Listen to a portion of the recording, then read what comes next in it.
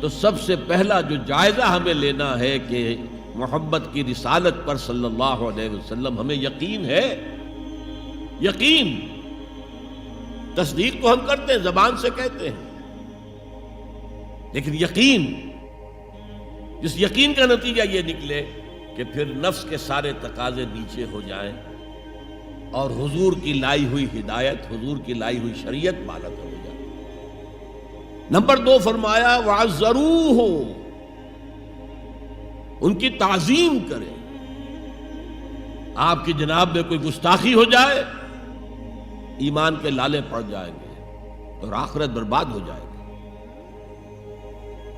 اس تعظیم میں کیا کیا چیزیں شامل ہیں؟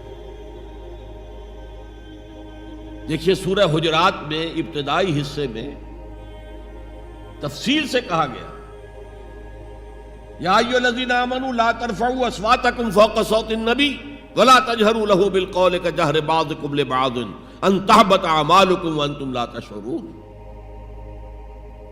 اے ایمان کے دعوے دارو، کبھی اپنی آواز کو رسول کی آواز سے بلندتر نہ کر دینا، مبادا تمہارے سارے اعمال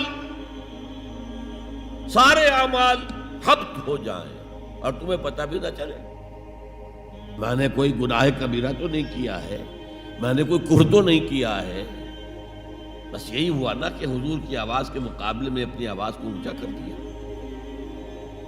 لا ترفعوا اصواتکم فوق صوت النبی ولا تجہروا له بالقول کجہر بعضکم لبعض، بلند آواز سے جیسے آپس میں باتیں کر لیتے ہو ایسے کبھی بات نہ کر بیٹھنا.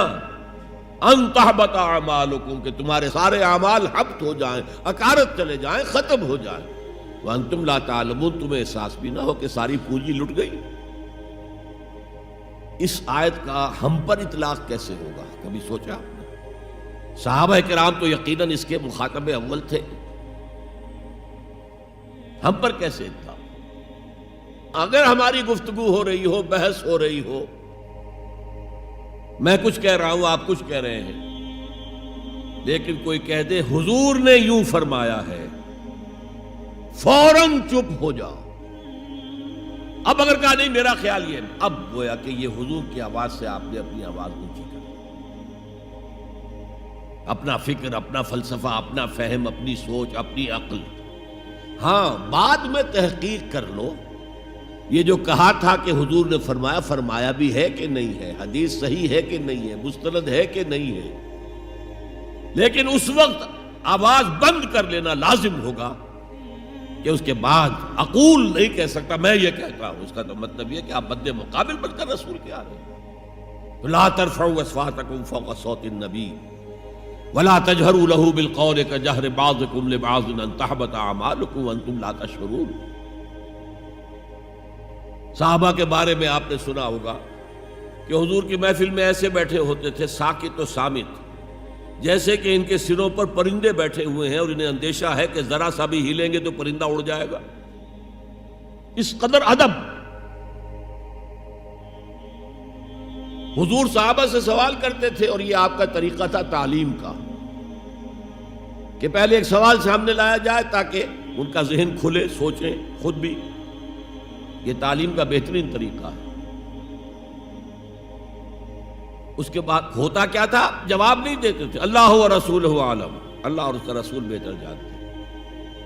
پھر اگر دوبارہ آپ پوچھتے تھے تو جو بھی سمجھ میں آتا تھا کہتے تھے.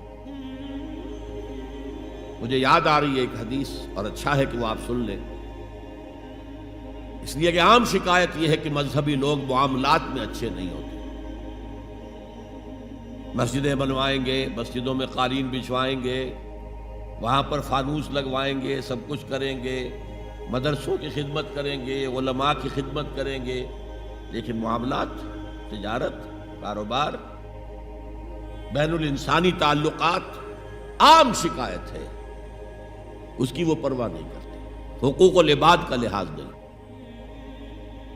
تو حضور نے ایک مرتبہ پوچھا صحابہ سے اتدرون من المفلس، تم جانتے ہو مفلس کون ہوتا؟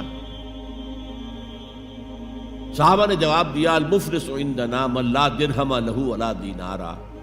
حضور ہم اس شخص کو مفلس سمجھتے ہیں جس کے پاس درہم و دینار نہیں ہے. ہم کہیں گے روپیہ پیسہ نہیں ہے.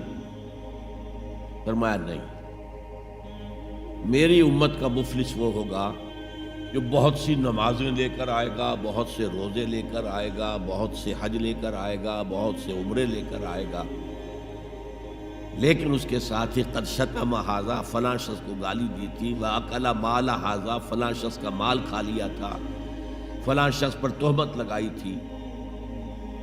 اب وہ سارے دعوے دار آ جائیں گے، اللہ اس نے میرے ساتھ یہ کیا.